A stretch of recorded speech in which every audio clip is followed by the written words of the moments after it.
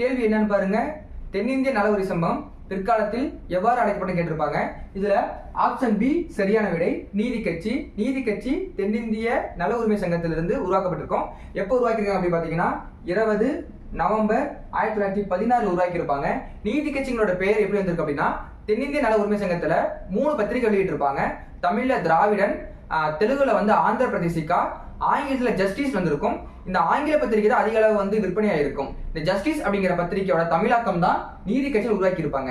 இந்த நீதி கட்சி 1920 இருந்து 1937 வரைக்கும் தமிழ்நாட்டுல தேர்தலில் நின்றுருப்பாங்க. இதுல பாத்தீங்க அப்படின்னா 13 ஆண்டு தமிழ்நாட்டுல அந்த அமைச்சரவையை வச்சிருப்பாங்க. 17 வருஷம் தமிழ்நாடு தேர்தல் நின்றுருப்பாங்க. அதுல 13 வருஷம் என்ன பண்ணிருப்பாங்க, தமிழ்நாட்டை ஆட்சி பண்ணிருப்பாங்க. இந்த கேள்வியை டிஸ்பிளேல பாருங்களேன், வேற மாதிரி கேட்டிருப்பாங்க. ஜட்ஜிஸ் அப்படிங்கிறது எதுல இருந்து உருவாச்சு அப்படின்னு கேட்டிருப்பாங்க. தென்னிந்திய நல அந்த கூட்டமைப்புல இருந்து உருவாக்கிறது தான் இந்த ஜட்ஜிஸ். சரிங்களா? இது போக தமிழ்நாட்டோட முதலமைச்சரா 1920 தமிழ்நாட்டோட முதலமைச்சர் இருந்திருப்பாங்கன்னா சுப்ராயலு அவங்க வந்திருப்பாங்க.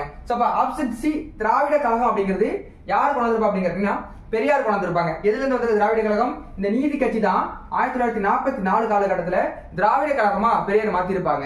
இந்த சுயமரியாதை இயக்கம் அப்படிங்கிறது 1925 பெரியார் அவர்களால் தொடங்கப்பட்டிருக்கும். இந்த சுயமரியாதை இயக்கம். இன்னைக்கு உங்களுக்கான கேள்வி, இந்த சுயமரியாதை இயக்கத்தோட அதிகாரப்பூர்வ பத்திரிகை எது? அது உங்களுக்கான கேள்வி. சரிங்களா? கேள்வியை